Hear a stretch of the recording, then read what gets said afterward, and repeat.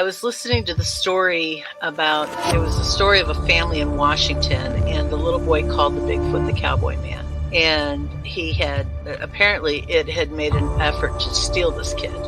And it hit me. My children were in that playpen behind me with nothing but a mosquito net over them. It could have crept up behind me and taken both of my children, and I wouldn't have known. Father just got like a Mustang or something from Wyoming, okay? He had it out in the corral because he couldn't put it in the barn in the stalls with the other horses. It would kick and made all the other horses nervous. Had a Seminole Indian working the horse, trying to break it every day. So they had it out in the corral. This skunk ape snuck up behind this horse and grabbed it on its hind quarters. This particular horse kicks out, jumps over the corral, runs into the pasture, to get away. At this point, the rancher's out there just blasted away with the dirty. Skunk ape runs into the swamp. I went up there one day after that, or 2 days after that. I went up there and sat in the silence up there, and I'm telling you, man, it was free. It was crazy. There was a crazy vibe up there still. I did what I could to kind of get things under control, but I told her, I said, you need to get off this property. I feel like no matter how strong you are, it's almost like standing in the ocean. You can't stand still without moving your feet. You're going to get knocked over eventually, no matter how strong, whatever. You can't withstand a barrage of weird spiritual energy.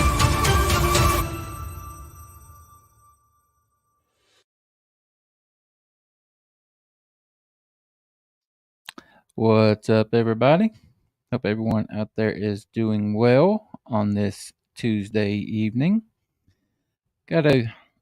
Hopefully got a good show lined up for you today. We've got a surprise for you guys that we're going to get to in just a second. But before we get there, as you guys know, we got Mr. Jody Cook supposed to be coming on today, and I've been looking forward to this for a long time. And he's messaging me right now saying that it's not letting him on. I don't know what is going on. It won't let him on his phone or his computer. Keeps telling him to open Safari. Safari is open. I don't know. Maybe he can get it worked out and can get on. It's going to be pretty disappointing if he's not able to join us. But as I was saying, got a surprise for you guys. I'm going to go ahead and get to that.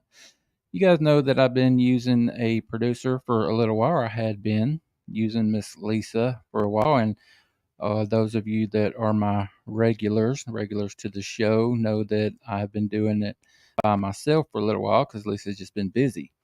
She's been working on a movie. She just finished that movie up, but she's got another one starting up. So contacted Lisa and told her that had someone else that was going to be filling in for her. And, excuse me, whenever she's ready to come back, maybe we can get her back. But until then, in the meantime, we have a new producer that's going to be sitting in on all of the episodes. She might look a little bit familiar to you guys, or be a little bit familiar. I don't know how many of you have actually seen her before, but let's bring her on. Miss Tea Time with Tiffany. You're muted, ma'am. You're muted. There you go. You got to see it. Yeah. How you doing? I'm good. I'm a little nervous, but otherwise I'm good. I'm used to being in the box. Yeah, there's absolutely nothing to be nervous about. People are going to finally getting to see your face. They get to see you type every week, but good to have you. I'm so glad to be here. I appreciate the opportunity to help out. I love this show. Good. I appreciate it. So we were talking a little bit before the show started. Mr. Jody Cook is having some technical difficulties. Send him another invite. I don't know what to do. Right. Says it will go straight to where it says enter studio, and then the screen pops on saying open Safari. Thank you. Do you have any suggestions? for him to get on there. Yeah, I mean, you're Unless he, like I said, he can just reset his whole system. But if it's happening on both of them, he sent me all kind of pictures too that we were going to be. I'll still show the pictures. He doesn't care. He sent them to me, but I'm hoping he can figure it out. I mean, I took computers in college, but I mean, that was always the fail-safe, is turn it off and turn it back on.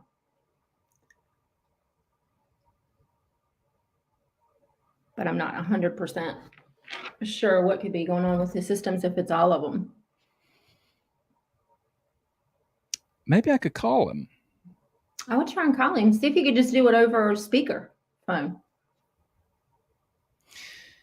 Yeah, I can hook up the cable to have him come through, but the problem with that is he can't hear you.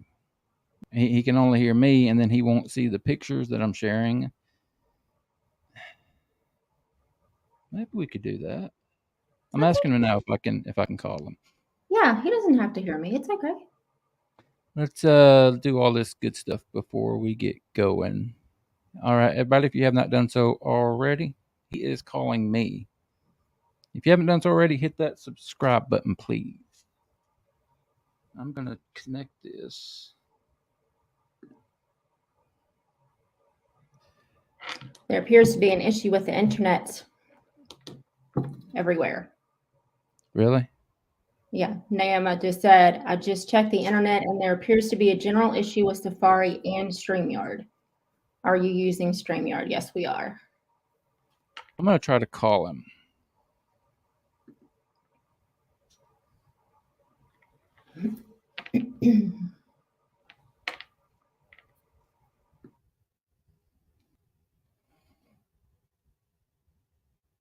It's not ringing.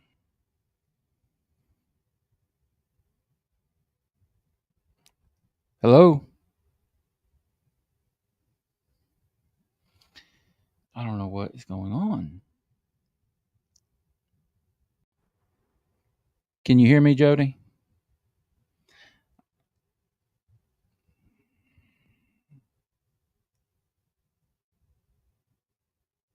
Say something. Yeah, I can't hear him. You guys can't hear him either, can you? No. Hold on. It's silence. Jody, say something. Hello? There he is. There he is. I had the volume on the phone turned down. Can you hear me? Okay. Yeah, I can hear you. Okay. Are you okay with doing the interview like this? Yeah, that's fine. Okay. Is there any way that you could pull it up on a computer, maybe on YouTube, so you can see the pictures that I'm showing? Because I'd like to talk about these pictures. Yeah. Give me a second. Okay. Yeah, just take your time, and I'll go through this other stuff, and just let me know when you're ready. Can you send me a link? Yeah, I'll do that real quick. Yeah, send me a link. Okay. Again, I'm sorry about this, guys. This is the beauty of a live show. You never, ever know what you're going to get. Yeah, I just don't know why it's not letting me come on through any device. Okay. I'm copying it right now. Yeah. I mean, that's weird. Because like you said, it's not letting me come onto the computer. It's not letting me do it through my tablet. Yeah, some of our viewers have been talking about the internet as being crazy. They're having trouble with everything. So maybe it's not just you. Well, I know I was talking with a friend of mine earlier today, and they had a lot of trouble with StreamYard also. Okay, so it might be a StreamYard issue. I've never had an issue with them. I love StreamYard. I've talked about it several times. But yeah, I can see you guys on YouTube now. Okay, awesome. Yeah, I'm angry about that because, like I said, I just don't know what the problem is. Yeah, I want to introduce you to my producer, Tiffany. Tiffany, say something and see if Jody can hear you. It is very nice to meet you, sir. I can see her. But you couldn't hear her? No, I can't hear at all. Okay, that's fine. That's fine. We'll just we'll have to wing it like this on this episode. She'll help me with all of the other stuff. All right, let's just jump into it. We got all the ugly out of the way. How you doing tonight, bud? Doing good. Doing good. Good So I deal. guess you don't need video, so block that out. Okay. Yeah. Very good. Very good.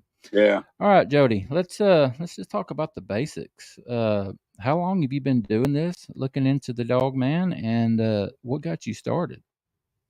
Oh God. I've been doing cryptid research for at least 30 years plus. Been doing the Dogman stuff early about 2006. I started doing research on my own. I was doing Bigfoot research for years, and the Bigfoot field has gotten so toxic, and it got to the point where it literally became a clique. Yeah. If you didn't have the right last name, if you weren't well known, you weren't speaking at a conference. You look at all these Bigfoot conference, it's always the same people. Don't get me wrong, they're good people. They know their stuff. But, they're saying the same stuff over and over at each conference. Okay. There's so many people out there in the Bigfoot field that are good researchers that's finding good stuff, but no one's given them the opportunity to, talk about it and to share what they have, and it gets to a point where if you have someone in there who's not a big name, then they're fair. Well, no one's going to come to the conference because no one wants to listen to someone who's not well known. Yeah, I get that. In my case, like in Ohio, we have a Bigfoot conference here in Ohio. We have two of them actually. That's been going on for 20 years. Okay, I was rival. Well, I wasn't rival. The guy that ran the conference felt that I was a threat to him, and he never had me speak at the conference. Because I was getting recognized, through books and television and things like that, and he found that a threat. So I was never able to speak at an Ohio Bigfoot conference. That's just not right. It's not right at all. But that's how it is. I mean, people are in this field for the wrong reason. Okay, there's a lot of researchers in this field for the wrong reason. They want to get a name. They want to get a product out. They want people to ooh and ah them when they see them. But that's not what you're here for. You're here to do the research, find evidence, get that evidence looked at by science, and get the animal protected under federal law. That's your job as a researcher. That's very, very, very well said, Jody. But a lot of these other researchers, that's not what they're doing. But like I said, there's a lot of good ones out there that's running good conferences and so forth that, do give people opportunity, to speak. But a lot of these, it's always the same person that's speaking. They're big names. They bring in the people. They bring in the money. But they're talking about the same stuff they talked about at a conference 3 months ago. You're exactly right. You're exactly right, Jody. So I got out of the field because it, like I said, it came out because I wasn't advancing anything. I had good research and so forth, but why be part of something that's so toxic? And I decided, to go into another field, which was the Dogman stuff, and hoping that it wasn't there. And man, it's there. It's even worse there than it is in Bigfoot field. You think so? Oh God, yes. Yeah. Oh yeah. Everybody's out to get that magic picture or to get, something to get their names out there, and it's just they're in there for the wrong reason. And it's a big clique. I mean, it is. I'm sorry to say, you know, I had something happen to, you know, my organization back in February. I voiced my opinion about what happened. I voiced my opinion that I was wrong, what's happened. So I turned out to be the bad guy, you know, and I had big name researchers come out and attack me because I was defending myself and defending my organization. Okay. Yeah, Jody, that's something I didn't know if you wanted to talk about tonight. So I was going to stay away from it. But if you want to get into that and talk about it, you can. No, it's just my point. What I'm trying to say is that, you know, there's no cooperation in the field. Yeah. You know, it's all about is, can I be friends with this guy here? Can I be friends with this guy here? Now, will I lose viewers or will I gain viewers? So I'll pick and choose who I want to be friends with, regardless if the person was right or wrong. And that's a situation that happened. Yeah. You know, so, you know, Okay. so be it. Yeah, we won't go into it any further. Not going to give any like personal names. No, I mean, it's over and done with, and that's a good way to think about it. Yeah, but it's the thing of it is this, you know, I'm sorry, I'm not going to kiss anybody's butt. I'm not going to apologize for, you know, voicing my opinion. I'm sorry. And you shouldn't. You absolutely shouldn't. Well, since you started out doing the Bigfoot stuff and you have gravitated toward the Dogman, you've made quite the name for yourself in the Dogman field. But, you know, put that aside, which one do you feel, which one have you enjoyed more personally looking into, Bigfoot or Dogman? Honestly, I enjoyed both of them, but you know, the Bigfoot field, I was really enjoyed that one. I mean, I had a really good time doing that. I had really good friends working with me. I enjoyed it. I lived it. You know, I with some other researchers will probably tell you this. You know, you let it take over your life, and when it shouldn't have, but it did. But you know, I'm glad I didn't have major consequences for that. I had, you know, a wife that was very supportive, you know, of what I was doing. So I do miss the Bigfoot field a lot, but I love the Dogman field because it's, to me, it's a big mystery. It's horrifying at the same time. Yeah. Now, Jody, this is something that I've been wanting to ask a Dogman researcher, and you are at the top, in my opinion. You don't get any better when it comes to Dogman than Jody Cook, in my opinion. Now, when I go out, you know that I have a Sasquatch organization. I go out and do research myself. When I go out and do an investigation, I go camping. I have these set things that I do. I take my equipment, I camp, I stay overnight, look for signs.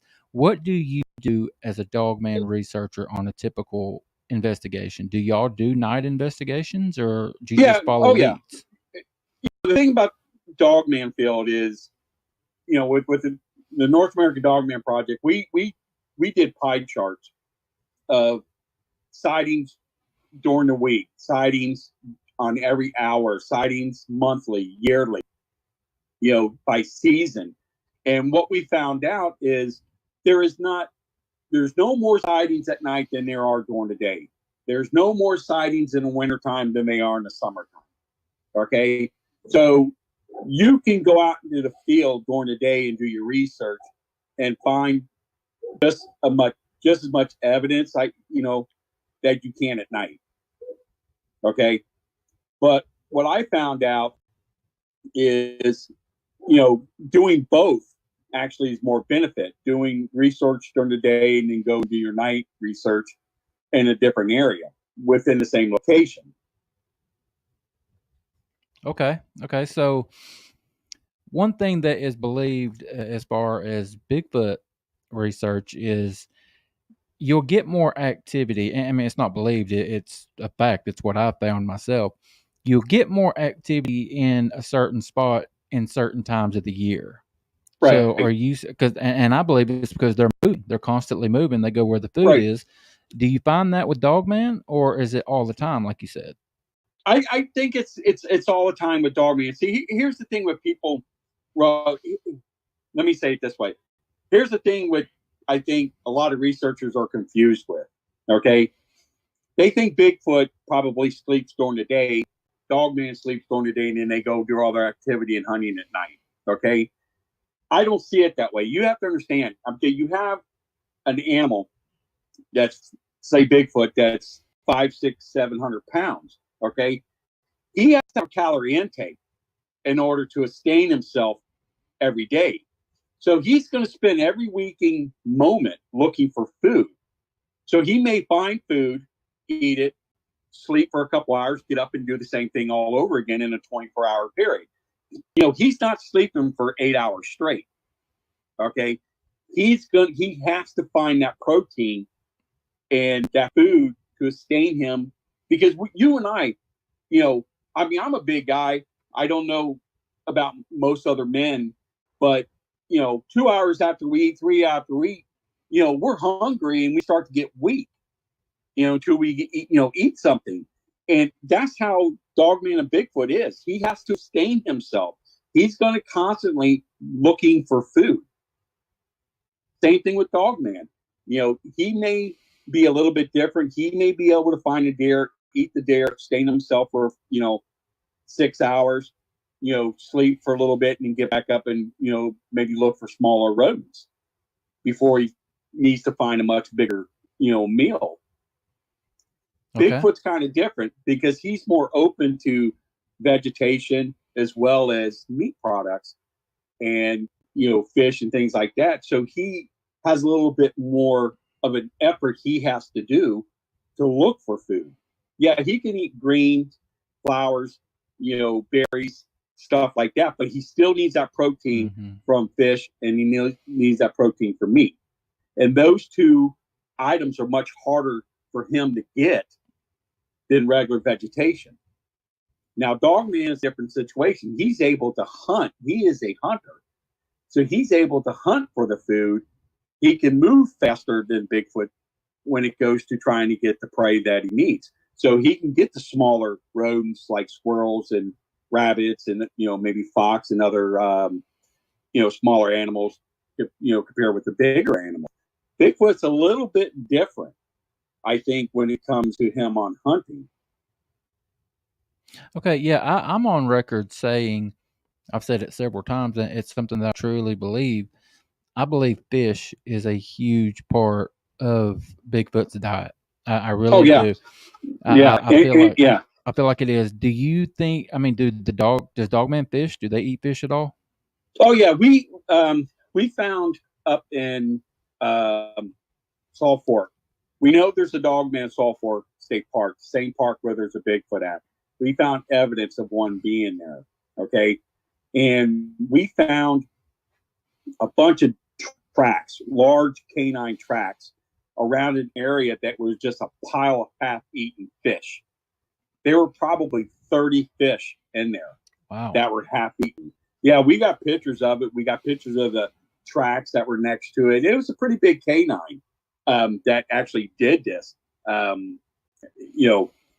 So yeah, I believe he was able to get in. They're able to get in the water, get the fish out, and eat it. And like I said, there was probably about 30 fish there that it was eaten on. It could have been more than one that was doing it because they were just a pretty good amount of tracks that were in the area. Okay, Jody, how many? I'm assuming that you've had a Dogman sighting.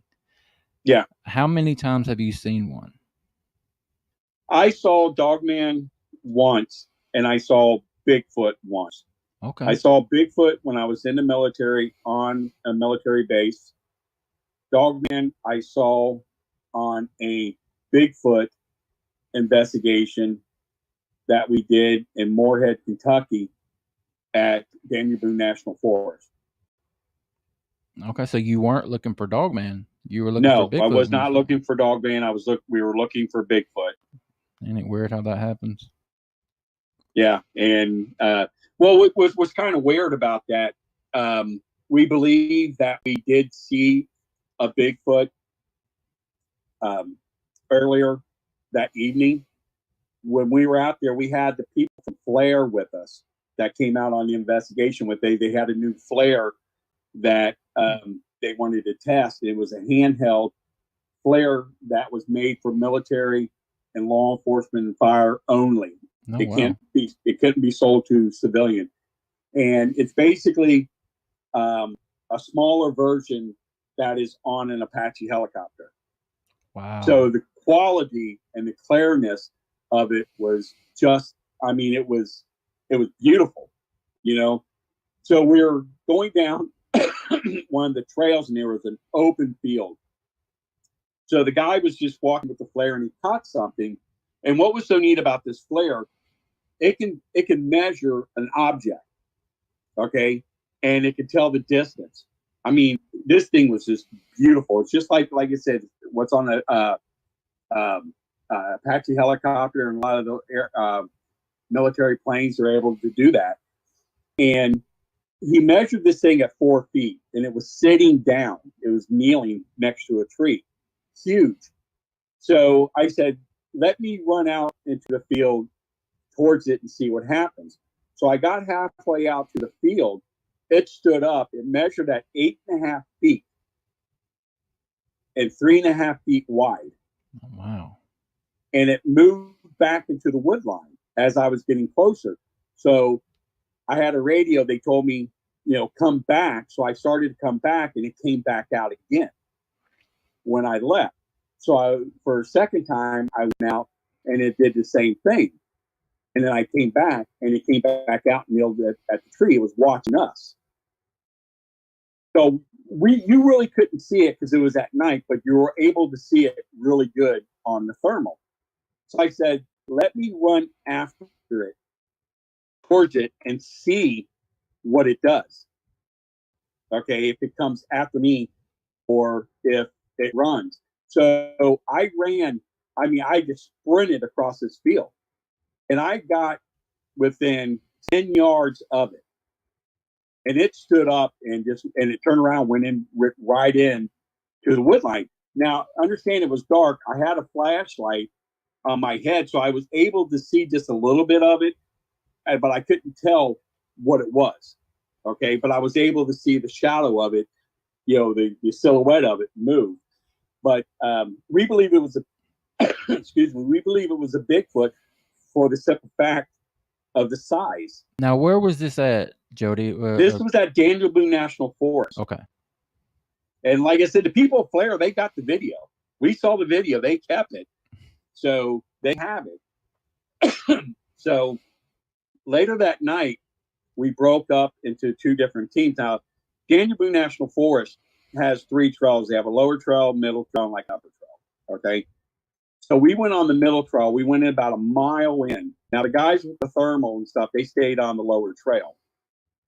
So we went up on the upper trail. So we came around a bend, and we had flashlights and our headlights and stuff.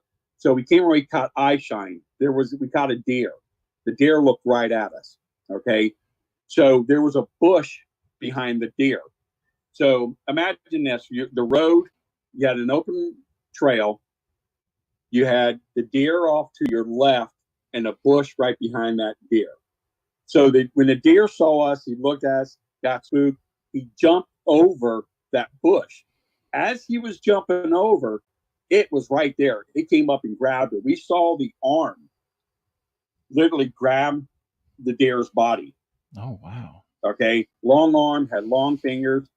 It had high pointed ears. It had a snout. It was very canine looking, and grabbed the deer and just went off. And you heard this horrible screech sound that this deer made. So at that point, we're like, do we want to move further? Do we want to go and check this thing out? Because if it had prey, it may come after us thinking we're trying to take the prey. So what we did basically was just went ahead and moved back. Yeah. You know, we saw this thing because, like you said, we saw the snout, we saw the high pointed ears, we saw the eye shine of this thing, we saw the arm, the upper body chest, the long arms and fingers just literally grab this deer. This deer basically like jumped into its arms. And we're thinking that it was there stalking that deer. And all we did was help him get it. Yeah. Jody, got a couple of questions from the audience for you. The first one from a dude from Texas. He asked, does Jody believe there's a super soldier type dog man created by the government or military? Honestly, I don't. Okay. I mean, this is my opinion. Is there, I mean, does the government probably have a dog man, or they experiment with it to make it a super soldier?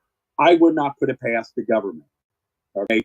I would not put them past the government doing something like that. Because here's a perfect example.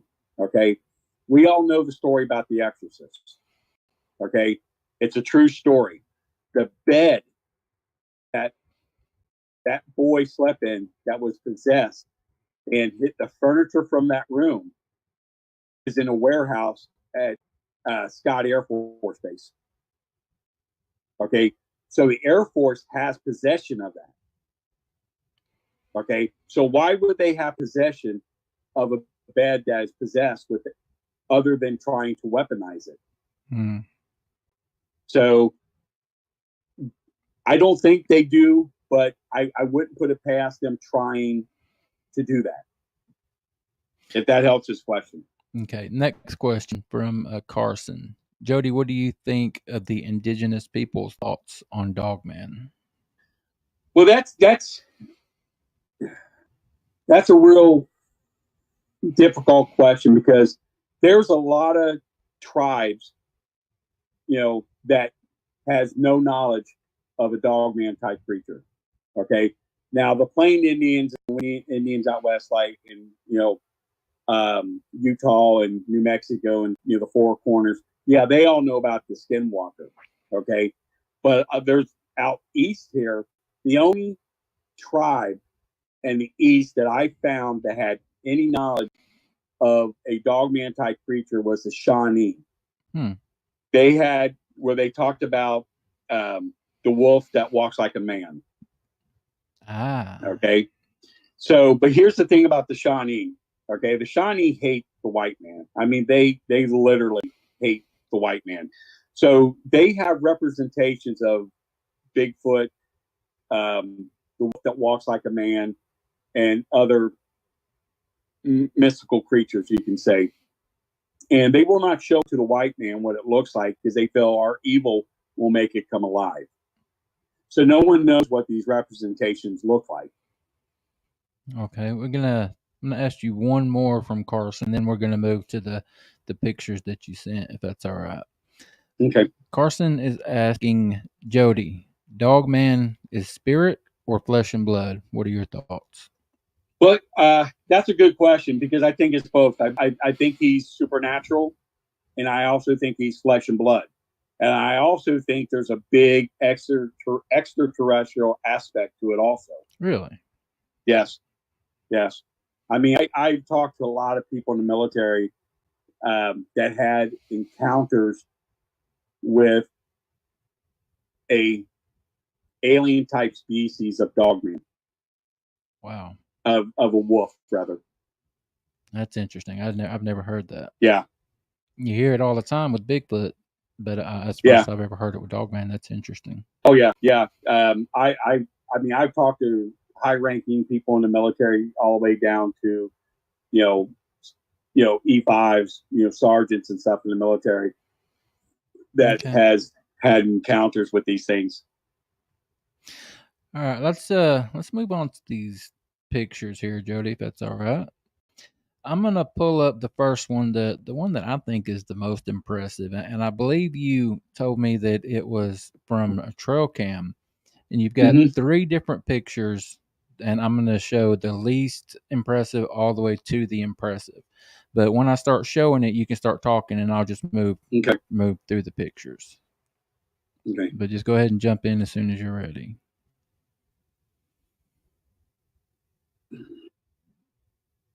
Okay. These were taken in Hocking Hills by a gentleman by the name of Richard McCannon.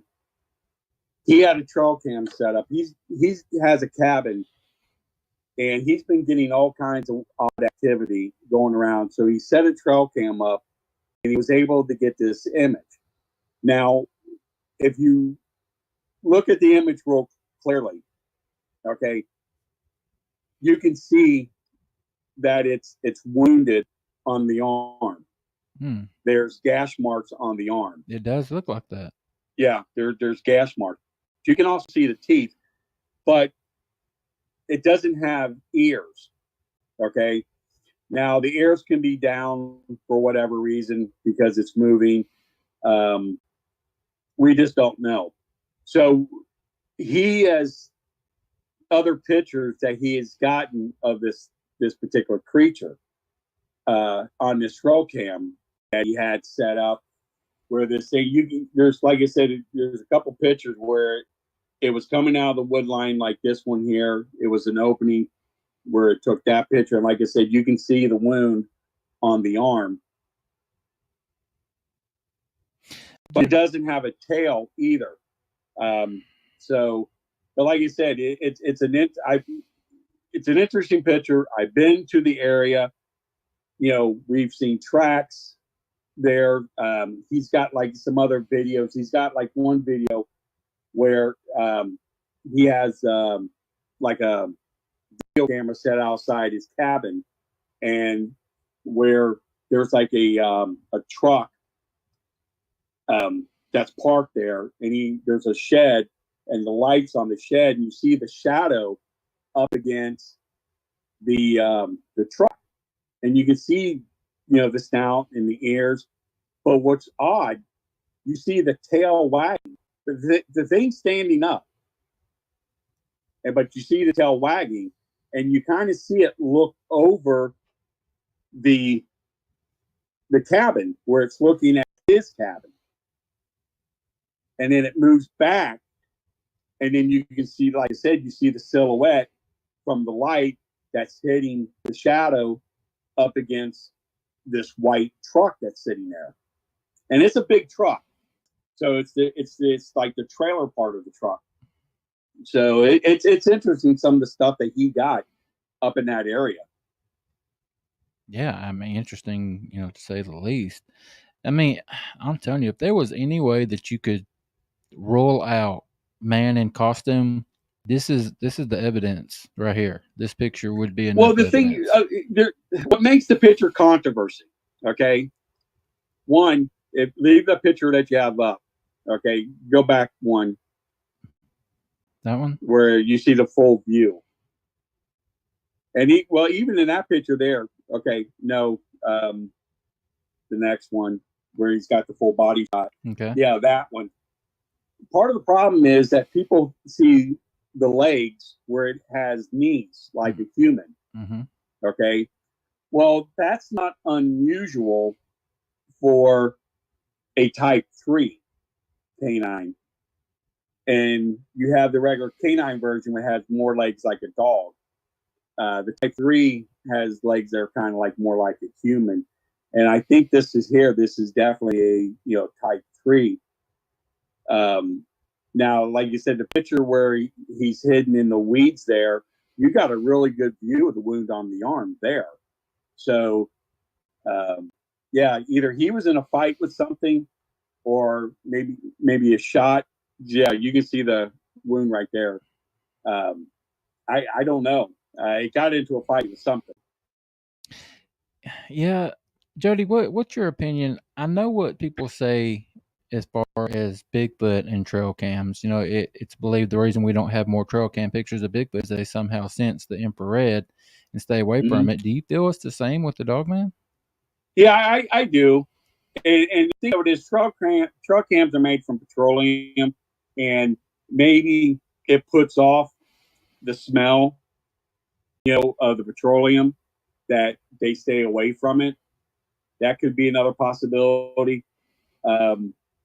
A lot of these trail cams that has pictures of Bigfoot and so forth, and Dogman and other cryptids, these are something I are more like of an accidental picture where it was moving so fast through it didn't recognize the smell of the petroleum of the trail cam or even the infrared. Because I believe they can see the infrared clear as day. Okay. You know, when they see these things. So maybe they know what it is. Maybe they're smarter than what we think they are. Yeah, it could be.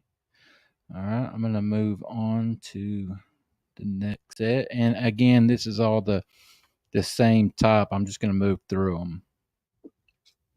All right, you can't see a whole lot in that. Then we'll get a little bit closer. But in that picture, you can see the teeth real well. Now, this is an interesting picture. This lady was sitting on her back patio, and she sees something in her bush, so she takes a picture of it, and she contacted me and said, "Look, there's, you know, I saw something that looks like a werewolf looking at me," and she goes, "You can't really see it, but I saw it. Can you look at the picture and tell me what you see?" Well, I blew the picture up, and you can see the canine face, you can see the eyes, and you can see the tongue because the mouth is open. Yeah. Yeah, I mean, that's a really interesting picture.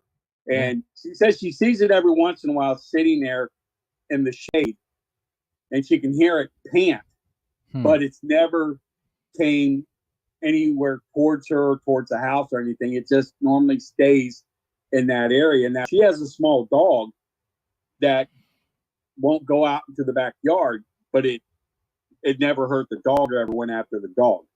I think it was just being very curious of what was there. Okay, let's move on.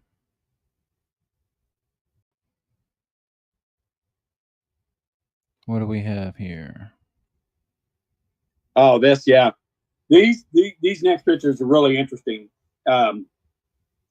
I was down at Daniel Boone National Forest. I was filming a television show on Dogman. And I was told to be out there at 2:00 in the afternoon. And the film crew didn't show up till like 9:00 that evening. So I'm sitting out there in the woods by myself. So there was an area where you were parked. So I got out and I took my camera and I said, I'm going to go ahead and walk around the woods, you know, a little bit and see what I could find. So I'm walking down this open area, and because I went off trail, but I stayed close enough to the trail where I can see it. And this large branch comes flying over at me. And I heard this growl, and I looked over to my right and I saw this large hairy thing, and it dropped to the ground as soon as I turned. So I was able to see it on the ground looking at me. So I, you know, snapped a couple pictures, and these are the pictures that I got. But what's odd about it is, like, this one here looks very canine, you know, at a straight view. But if you look at it at where it looks like it's looking not at me, but looking off to a different direction, then it looks like more of a primate face. Yeah. Okay. And then this one here, you can see the dark eyes. You can see, you know, no hair on the face. You can see where it's laying there. Now, this one here, because I was able to get a little bit closer, because I saw it like crawl on the ground, and it went into where these sticks were open. But you see the face and the eyes, but the hand was covering the mouth. So I think it was a Bigfoot that was there. I mean, to me, that's what it looks like. It looks primate. Yeah. Okay, let's move on to this next set. I've seen this picture before. I believe I've talked about it before, but let's see what you have to say about it.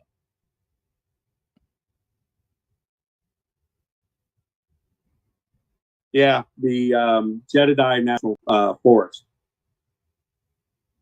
Yeah. I think you got the original photo in there too, where it's kind of at a distance. If you can get to that one. Okay. There it is. It's coming. No, yeah, that one right there. That's the original photograph. Okay. And there was a guy that was a real big Star Trek fanatic. Okay. Now, a couple episodes of Star Trek, I think The Next Generation, was filmed in Jody National Forest. Okay. So when you're walking down the trail, it takes you to an area where the filming was. So where that creature's standing, there's two people standing there. He looked off, heard them talk. They looked at him. They waved at each other, and he kept walking. And then he heard screaming. So he comes running back to where they were, and he didn't see them, but he saw that thing there. So he took a picture with his cell phone, and he ran back to go back to his car. So he waited a little bit. He came back, looked in the area. He did find blood on some leaves and stuff there, but he didn't see the people. Huh. So did anything come of that? He reported it to the Rangers, and he said they basically shoved it off. So we talked with him. We got his cell phone. We did metadata on his cell phone, on his SIM card, and what was there, he took a picture of it. The metadata showed nothing was added to it. There's no CGI or anything like that. What was there, he took that picture. It was there. Wow, I didn't know that backstory. That's creepy.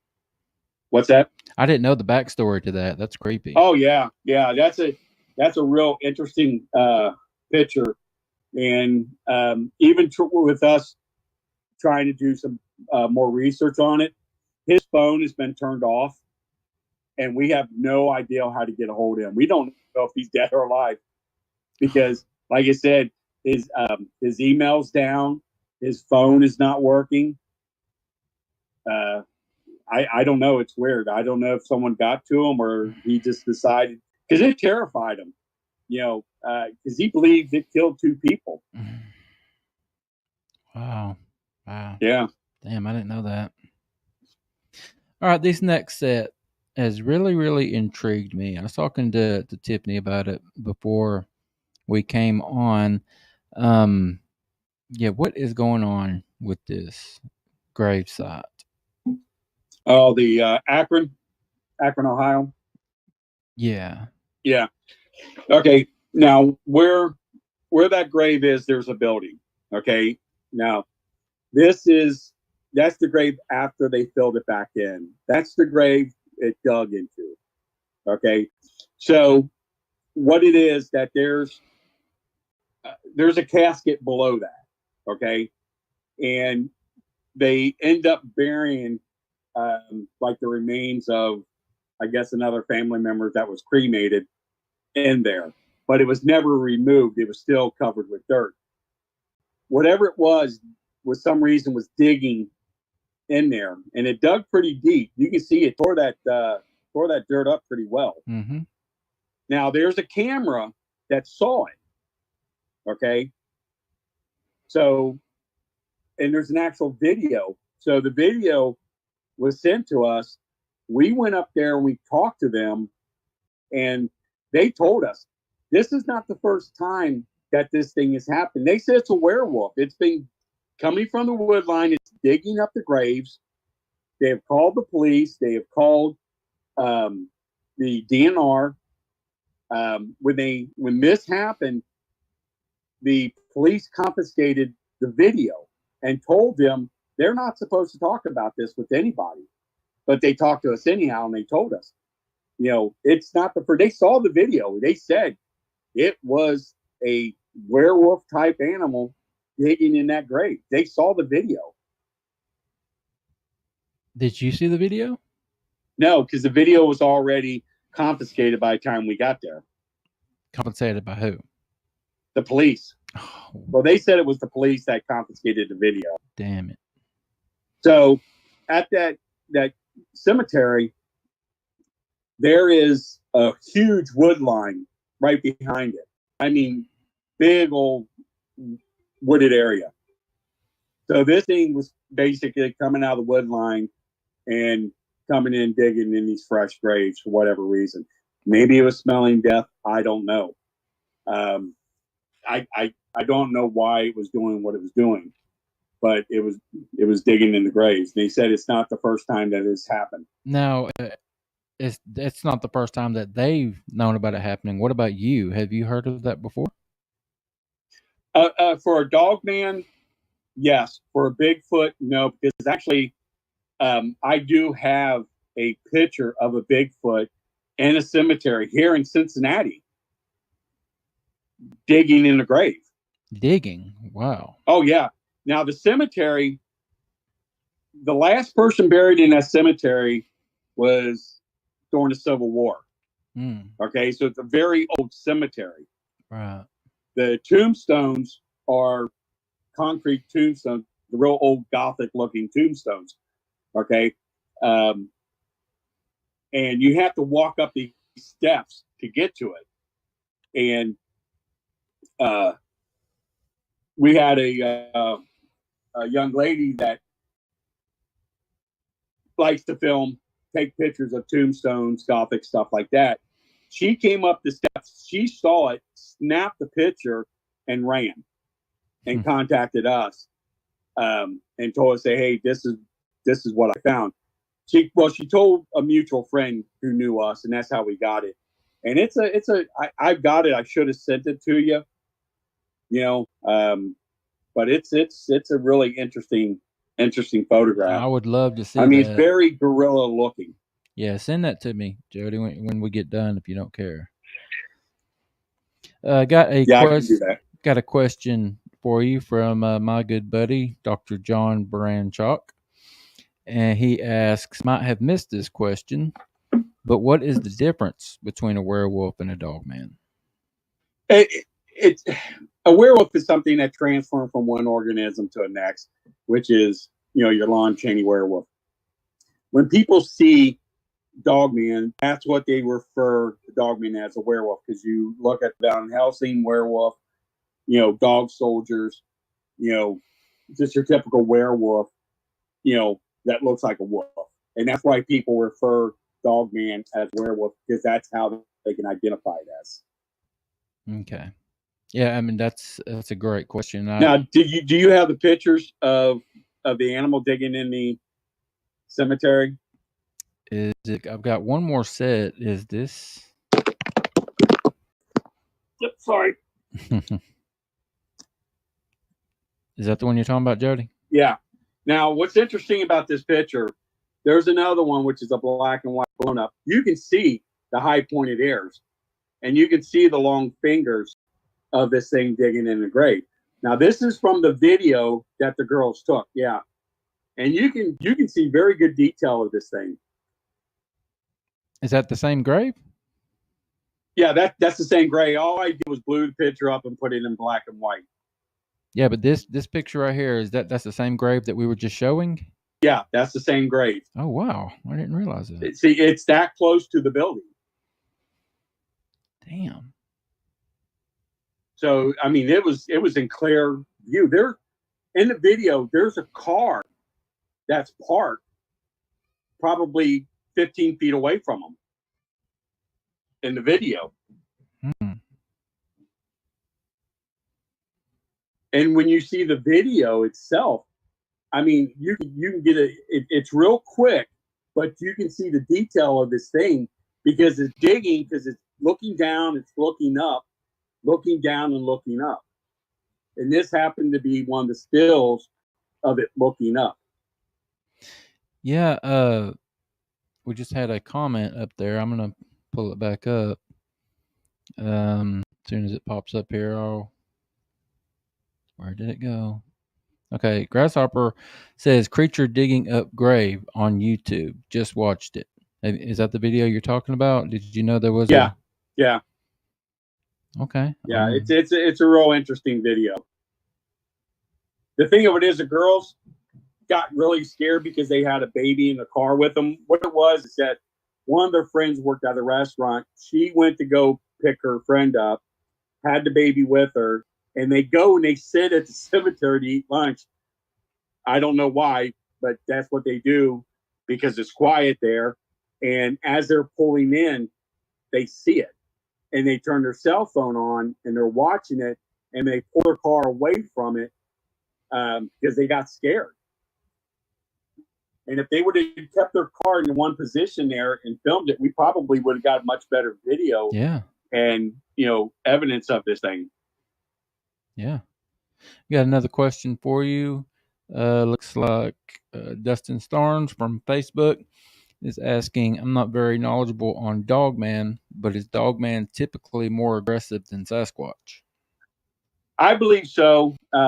We did an investigation in Utah, which was right outside the Skinwalker Ranch, and in this small little farm area, there were about maybe 7 or 8 houses in this farm area, and everybody knew each other, but you can see each other's home from each other. Okay, now they knew there was a Bigfoot there.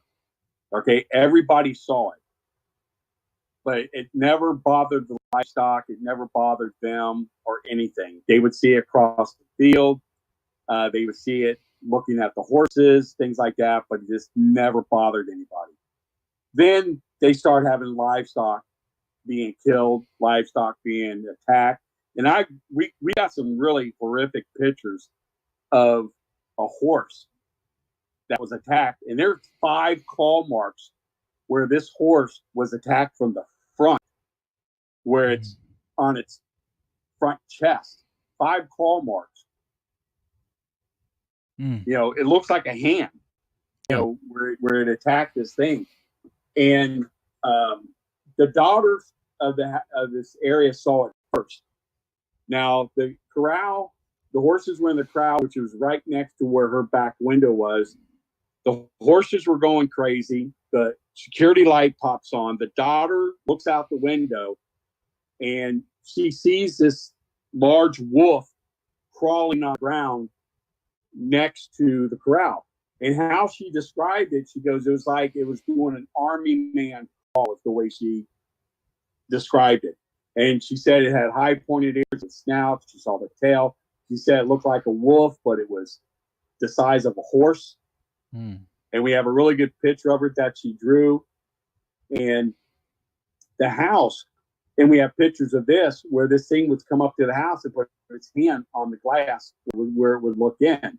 And you would see the handprint on the window of the house.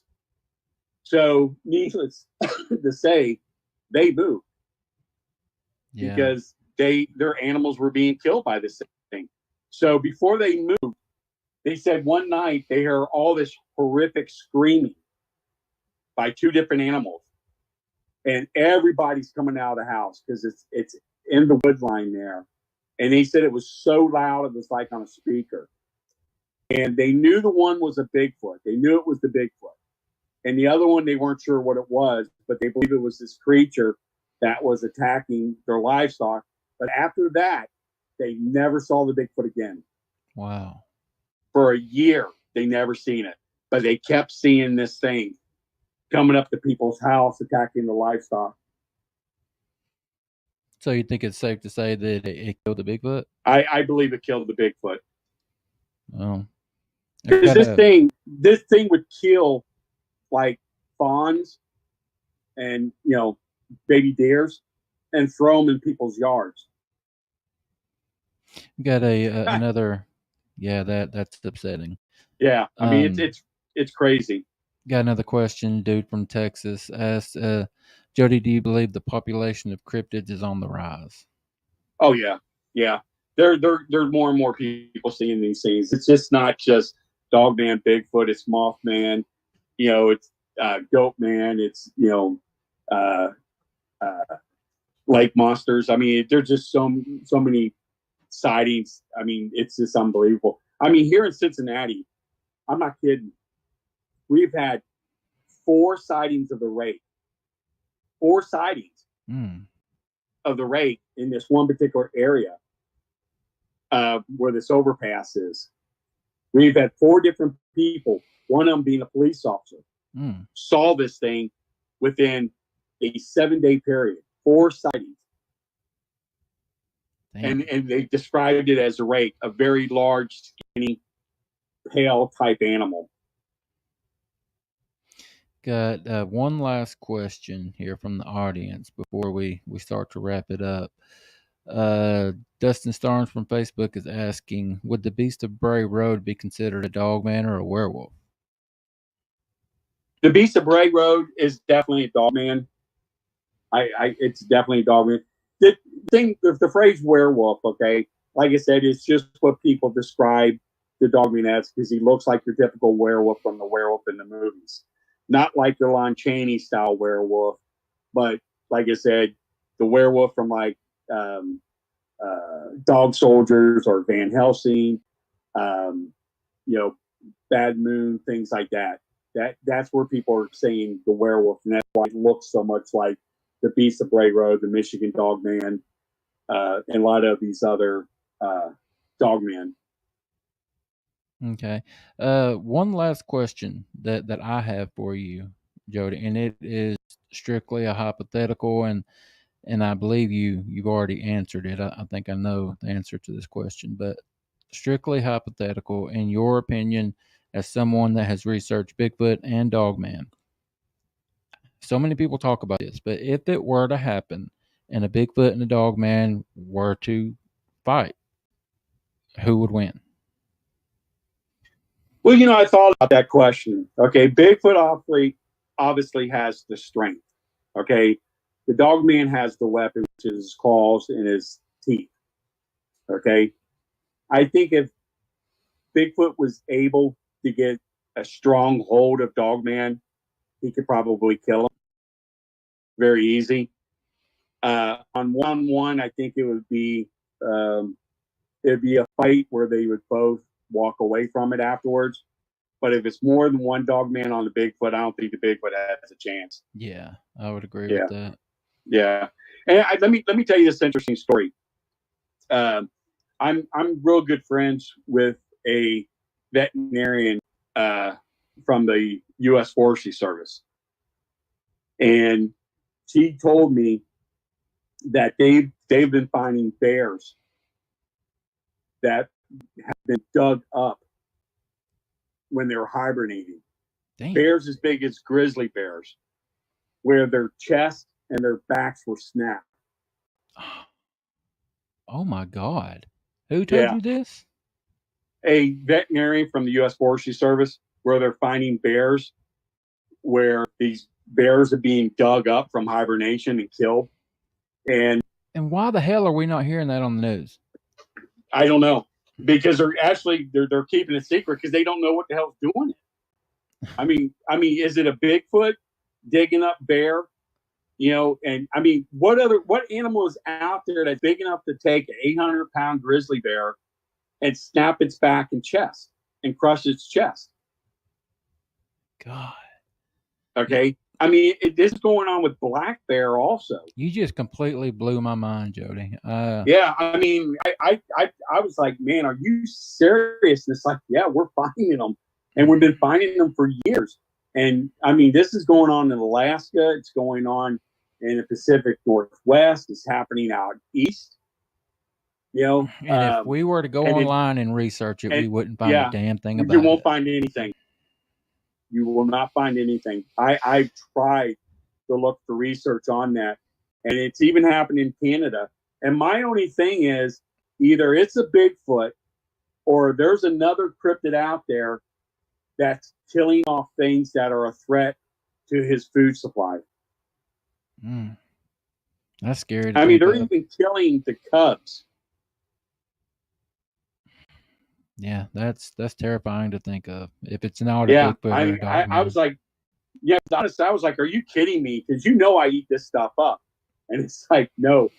And it's like, you can't say anything. I told you this, but I told other people because I think it's information that needs to get out there. I mean, there's something big killing very large grizzly bears. Christine Murphy here has a question that leads to a very, very good comment, in my opinion, and I want to get it up before we go. Christine Murphy says, when will we ever know what agency keeps covering up the truth? People and animals are dying, and they blame innocent house dogs. Well, how much time do you got? Well, I mean, we're right here at the end, but go ahead. What have you got? Okay. All right. I did a lecture at a coffee house. Okay. And 2 guys from the NSA showed up to listen to my lecture.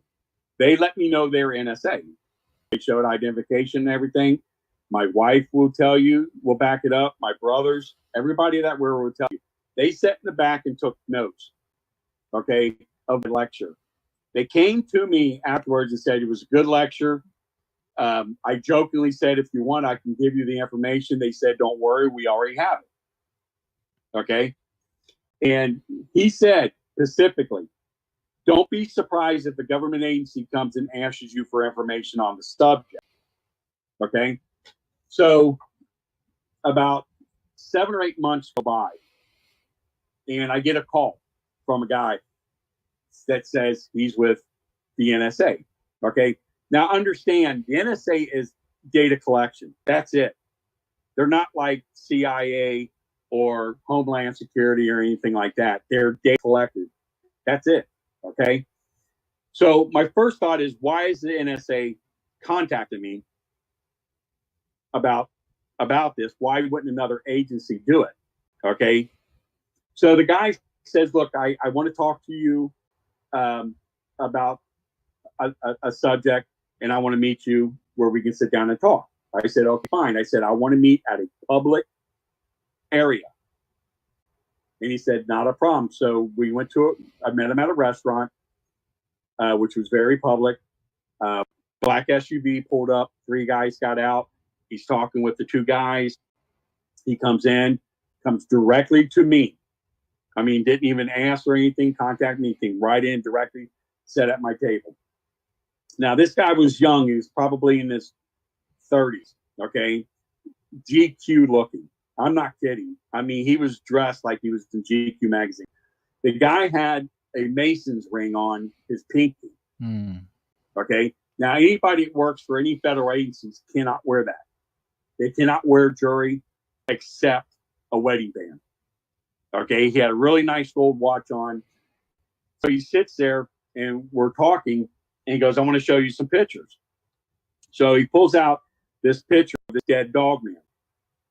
Okay, and he goes, what's your opinion on it? Because we didn't kill it. It was hit by a car. Okay, and I mean, it looked real. It really did. It had several pictures of like the mouth, the body, the paws. The paws were very, not real human looking, but almost human looking. It had human male type testicles on it. The legs were very canine, had a very massive chest, very slender waist, had 2 sets of canines. One, a set in the front and another set behind it. Wow. Okay. Had the high pointed ears. I mean, it looked real. It really did.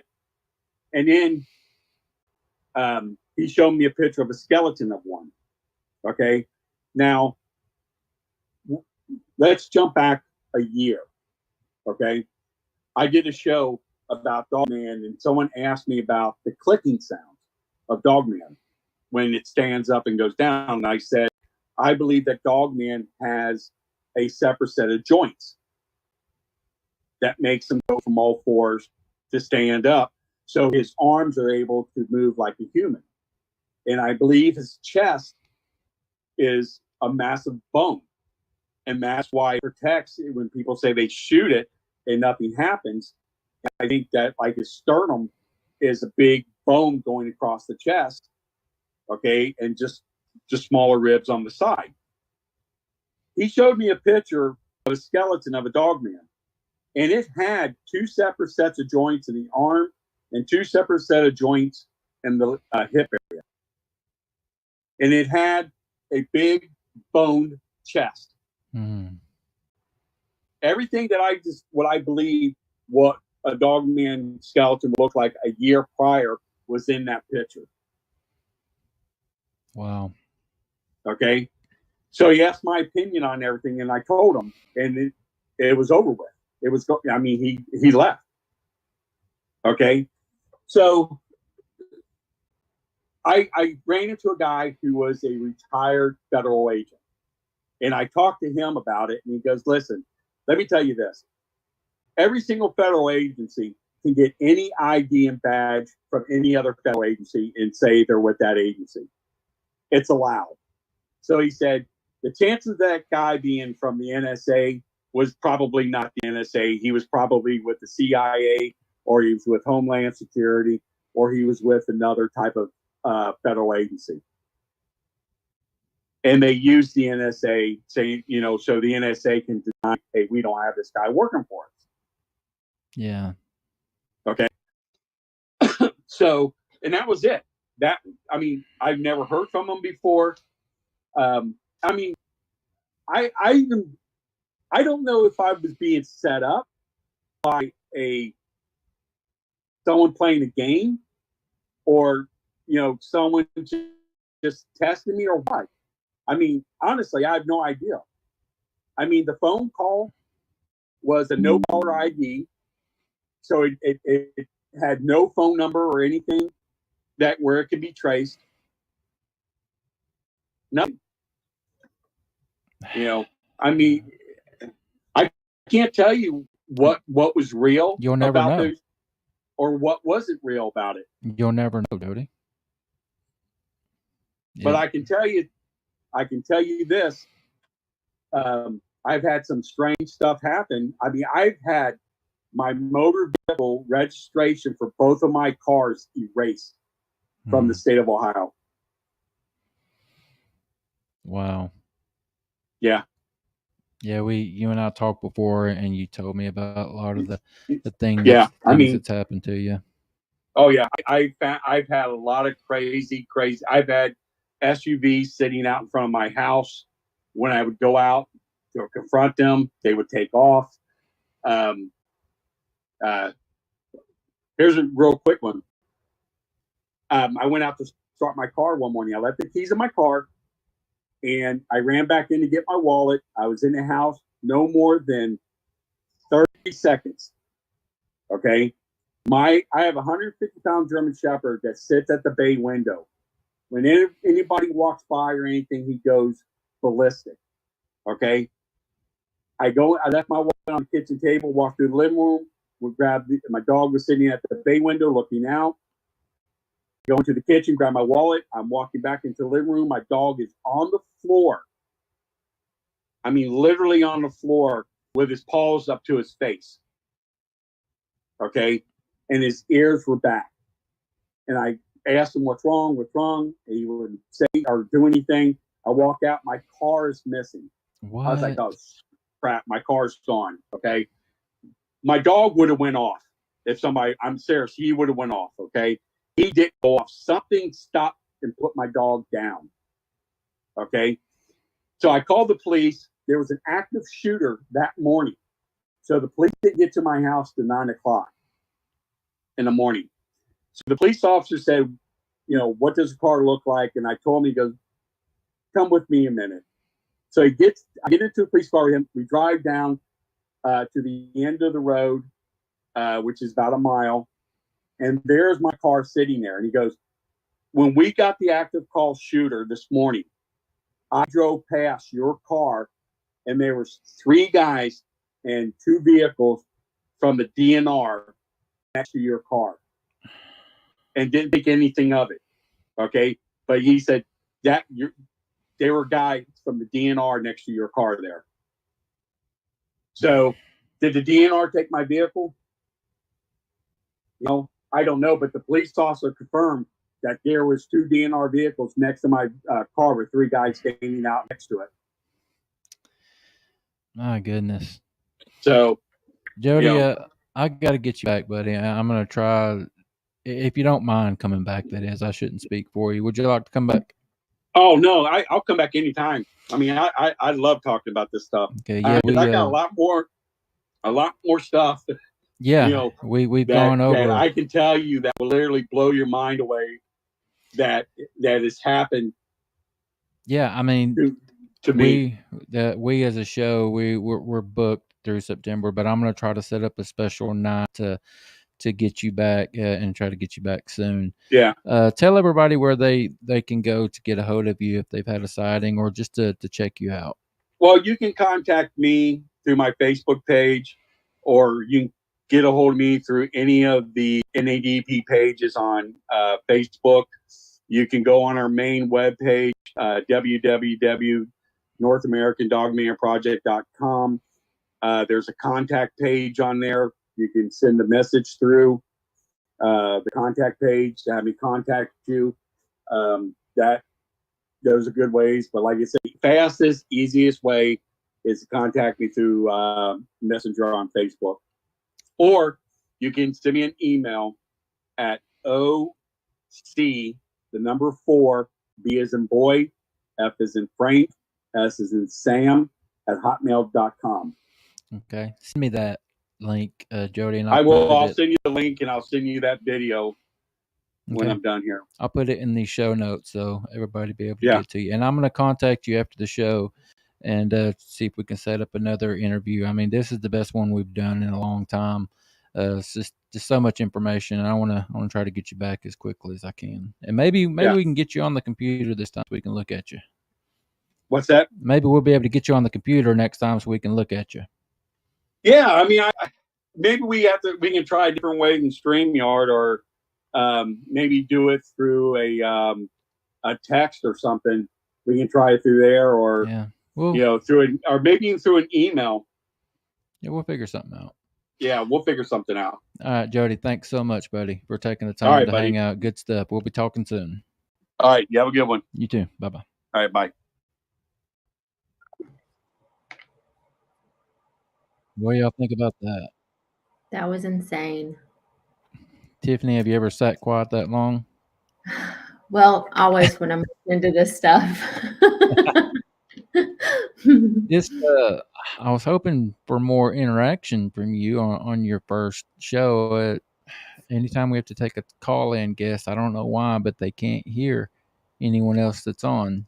So I was plenty active other ways in the show. Yeah. So. Oh yeah. You did a great job putting all the stuff up. Did a really, really good job on your first episode. Another quick announcement. As